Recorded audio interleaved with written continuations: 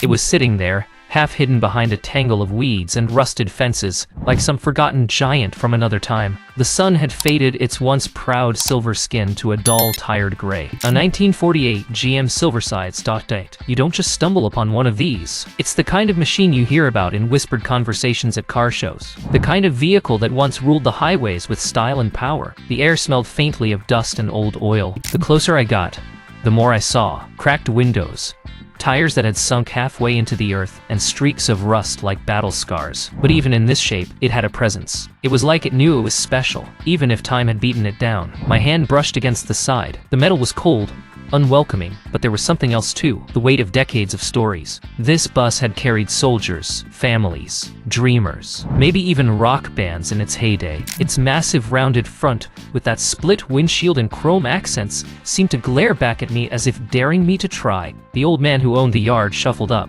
his voice slow and measured. "Ain't run in 40 years, he said. "Engine's probably frozen solid. Mice have chewed up most of the wiring. Be a miracle if you even get the lights to turn on." But something about the way he said miracle lit a fire in me. I didn't see a pile of rust. I saw the Silversides roaring down Route 66, its Detroit diesel engine growling, the smell of diesel and hot asphalt filling the summer air. I saw polished chrome gleaming under the sun, the kind of sight that makes strangers wave as you pass. The old man smirked when I told him I wanted it. "Son, you're buying yourself a headache." Maybe so, but I signed the papers anyway. The next day, a lowboy trailer groaned under the bus weight as it carried it to my workshop. Every bump in the road made the suspension sigh, like the bus was waking from a long sleep and complaining about it. When we finally rolled it into the shop, the real work began. I crawled under it and saw the years had not been kind. The brake lines were brittle, the fuel tank smelled like varnish, and the undercarriage had patches of rust that looked ready to crumble at the touch. But there was also something remarkable. The frame was still solid,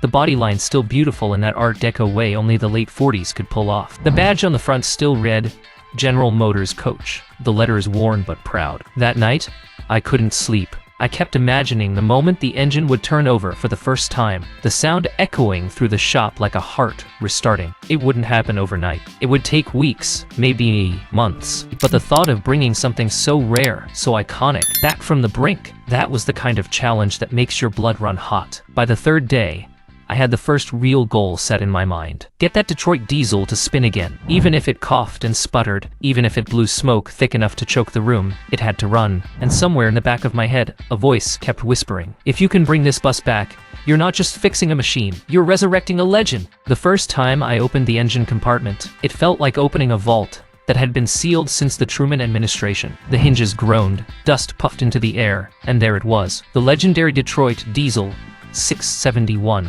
long, heavy, and coated in a thick layer of grime. It looked like a block of ancient iron pulled from the bottom of the ocean. Every hose was cracked, every wire stiff as bone. Mice had made nests in the air filter housing, their tiny skeletons still tangled in the fluff. The smell was a sharp mix of diesel, rust, and something that had been dead for decades. I knew before touching a single bolt that this wasn't going to be a pour in some fuel and fire it up job. This was going to be surgery. The first task was freeing the crankshaft. 40 years without moving had frozen it like a rusted lock. I pulled the injectors, poured penetrating oil into each cylinder, and let it soak for days. Every morning I came back and put a wrench on the crank pulley, giving it a gentle push. Nothing. Another day passed. Still nothing. On the fourth morning, I leaned into it with both hands, and there was the faintest movement.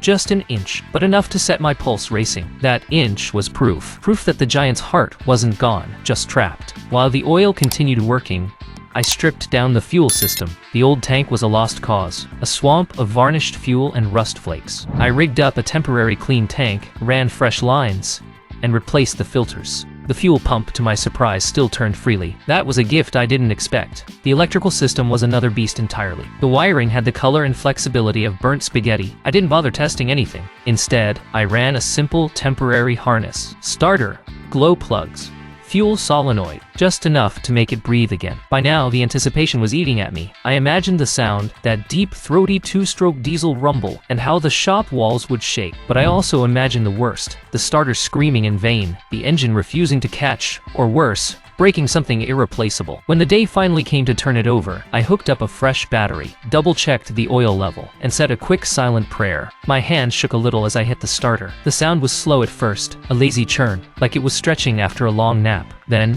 it picked up speed. And then, a cough. Just one, but it was enough to freeze me in place. Another cough. Then a puff of white smoke from the exhaust. The smell hit me instantly. Raw diesel and old oil. A scent so strong it was almost sweet. I cracked the throttle. The Giant woke up. It wasn't smooth. It wasn't quiet. It rattled and shook, like it was angry for being disturbed, but it was alive. The sound filled the shop, echoing off the walls, drowning out every other thought. My hands were trembling, my face hurt from grinning so hard. For a few minutes, I just stood there, watching decades of stillness burn away with every puff of smoke. The gauges were dead, the lights didn't work, and half the seals were probably leaking, but the engine ran. And in that moment, I realized this wasn't just about fixing a bus. This was about dragging a piece of history back into the present, one stubborn bolt, and one greasy handshake at a time. What I didn't know then was that the hardest part wasn't starting the engine. The hardest part was still ahead, making this old warrior move under its own power after so many years standing still. The engine was alive, but a heartbeat alone doesn't make a body move. The 1948 GM Silversides hadn't rolled an inch under its own power in decades,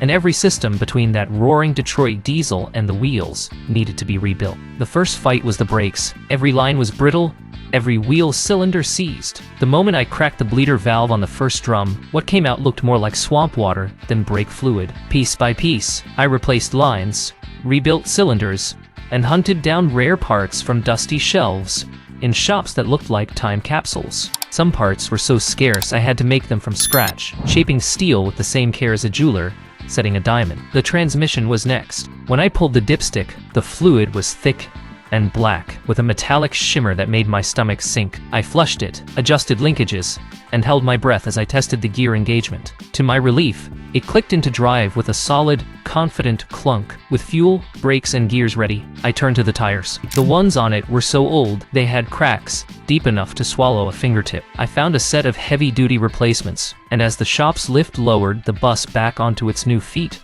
it felt like watching someone stand after years in a wheelchair. The day of the first drive came faster than I expected. I topped off every fluid, checked every bolt, and stood there for a moment just staring at it. The Silversides was still worn, still scratched, still dented in places, but now it looked awake. I climbed into the driver's seat, the vinyl cracked but familiar under my hands. The big steering wheel felt solid, like it had been waiting for this. I turned the key, hit the starter, and the engine barked to life with the same deep, throaty rumble I'd fallen in love with weeks earlier. I eased it into gear, and the bus shuddered forward. Just a few inches at first, then a foot, then rolling steady. The sound of those tires crunching gravel was almost louder than the engine in my head. I took it slow, feeling the brakes bite, the steering respond, every vibration telling me a story about what needed more work. And then, without even realizing it, I was out on the road. The wind rushed in through the open windows, the smell of diesel and warm metal filling the air. I kept glancing at the long, curved nose out front, the way it sliced through the scenery. People stopped and stared. Some waved, others pulled out phones, maybe wondering if they just stepped back in time. A mile turned into two into 5. The old Silversides was moving with purpose now.